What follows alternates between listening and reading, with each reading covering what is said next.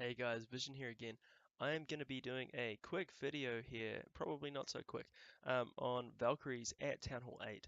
Um, I have two attacks here by Diesel. We are currently in a war with PB's Punishers. Um, we are with the PB's Punishers against a clan here that I cannot pronounce, and nor will I try.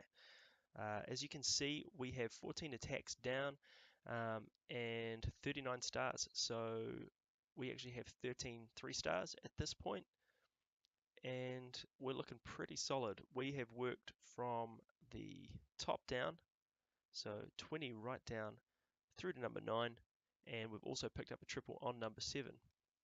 Our opponents have been a little more sporadic in the way that they have attacked. They have had some solid attacks. Admittedly, their attack on 10 on our Town Hall 10, More Bones, um, was a dip, and they failed to triple, so we've got to be pretty happy with that. Moving down here, Diesel has also held off an attack, which at Town Hall 8 is always a good sign. Um, you're generally pretty happy when that happens in a war. So let's have a look here. I'm going to go straight in on number 12 here, go to the replay and let you know what I was thinking. I'm going to pause very quickly and look at this Town Hall. Town Hall in the center, Clan Castle very middle, and they have defenses outside of its range every time, making it a little bit harder to draw, and that is something to consider when you see a base.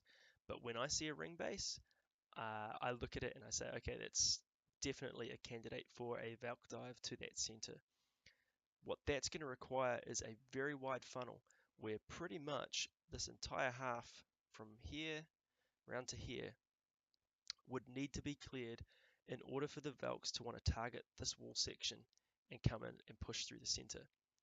So the other thing that was noticeable on this base was the fact that there is no air targeting defense on this side, which means that you can take out these Ds with a balloon, a single balloon, or say 2 balloons in this case, given that they are only level 5. So what we're going to see in a minute as I start this is a goblin come down here, and the purpose of that goblin was to see if there was a Tesla, which would just dictate how I deploy the balloons. Because there was no Tesla, I opted to deploy one balloon onto the cannon at first to see if there were any air traps to stop it, and then the second balloon would come down towards the mortar. Once these are clear, you're going to see a lot of value here. I'm going to wall break in, and with those defenses gone, the easiest way to draw the CC was actually to put in a goblin, because it was targeting something just in the range. So I get a lot of value out of these balloons, and at this point the CC should be getting drawn down here with 2 poisons, and there'll be 3 archers total and a couple of wizards. You can see a baby drag witch combo, so that poison is entirely necessary to kill off those skeletons. With that all done, 3 wizards. With that all done, I was clear to add in a golem, and I chose at this point to bring my wizards in to clear this entire side.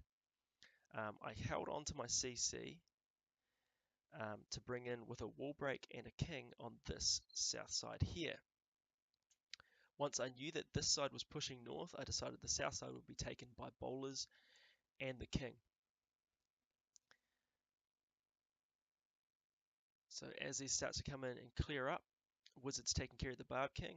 I'm going to 2 times this in a minute, but you're going to see the Valk come in as a test Valk to see where she targets, and we've cleared that side and she's going exactly where we wanted to. So we wall break in behind and bring in the rest of the Valks a little slow, admittedly. And what we're going to do is we're going to heal and rage through the core. We use 1 heal on the bowlers and king to keep them alive and continue their push around now that that other side has died out. And we rage and heal in the core to keep those Valks up. At this point the base is done. So I'll 2 times that. And I bring in my swag goblins just to clear out the rest for a bit of fun. And we are done. So moving on, a slightly different base and attack. You've seen on previous videos a cold-blooded hobo. And we're going to come in here, and that is a similar composition to what I'm using, but what I've decided to do is bring in a lot more goblins and Valkyries. The reason I brought in Valkyries is because there are a lot of defenses and buildings very close together through here that are going to be a lot of tight damage focused in. Valkyries have a lot more power as far as hit points go than bowlers, and a bit more defensive that way.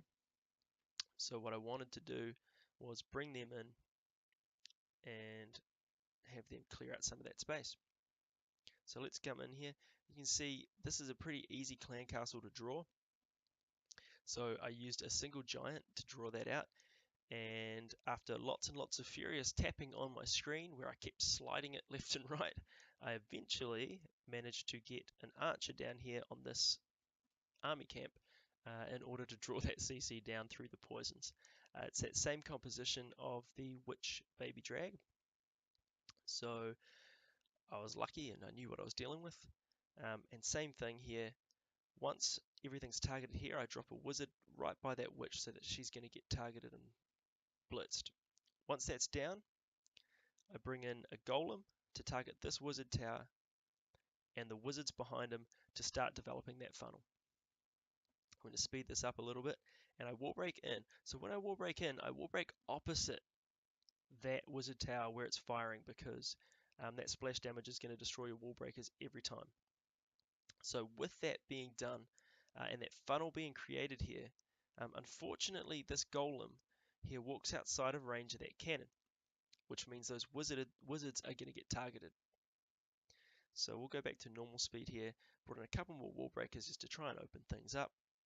And once this funnel starts, I've brought in 2 of my Valks early just to develop that funnel a little more so that the king will come in and target the central building. I was hoping the bowlers would go with him. Unfortunately, you're going to see they're going to start to walk around south, but that works out reasonably well for me in the end. So those Valks are pushing through that center with my king and with the golem tanking, and they're starting to take out that whole lot of defenses.